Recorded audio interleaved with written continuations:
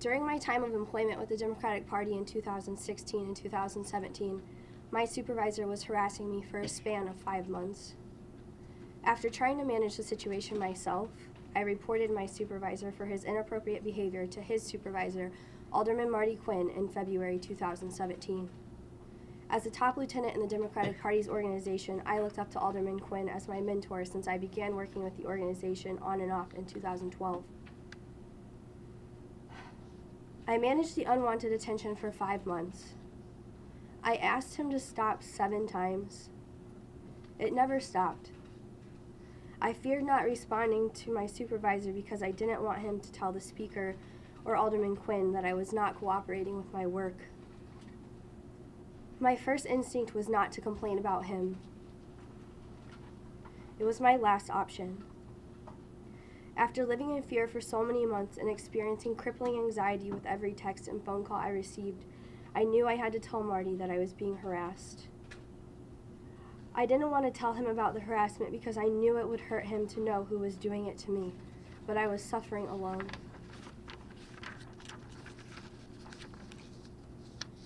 By the time I told Marty about the harassment, I was so terrified to be at the ward office that I decided to leave because I knew my perpetrator would not be fired and I would have to continue to see him.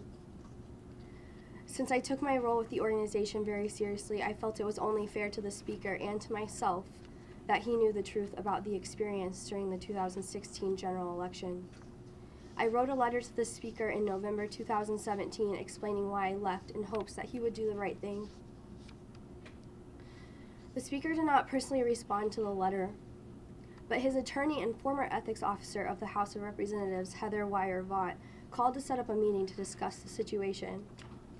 We met one time for 1 hour. Before Heather read the text messages, she told me that if the situation was more serious, that we would not be meeting in a coffee shop. She jokingly told me that if I came to ask her for $25,000 in a front-page story on the Chicago Tribune, that she would hand the text messages to a reporter at the Tribune herself. I told her all I wanted was for her and the Speaker to read the messages so they knew what I was experiencing during the election cycle. I also asked if I could be helpful to a specific state representative race in the upcoming primary election. I was told that they weren't getting involved in the race. That was a lie. The Democratic Party has paid staff working on that race right now. She went on to tell me that this wasn't sexual harassment in the workplace because I wasn't technically an employee. That was a lie. My harasser and I were both paid employees during the time of the harassment. I was paid by the Democratic majority 4 times and by friends of Michael J. Madigan once. I was told that a meeting would be facilitated between my mentor and me.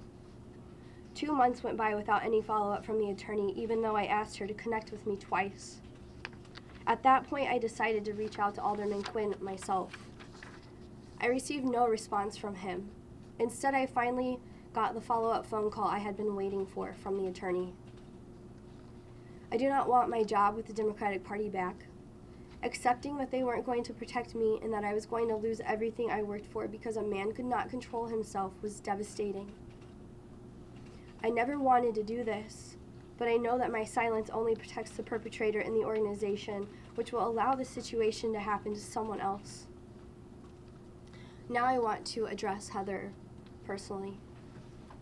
Heather, when we met, my harassment claim was still within the statute of limitations based on sexual harassment.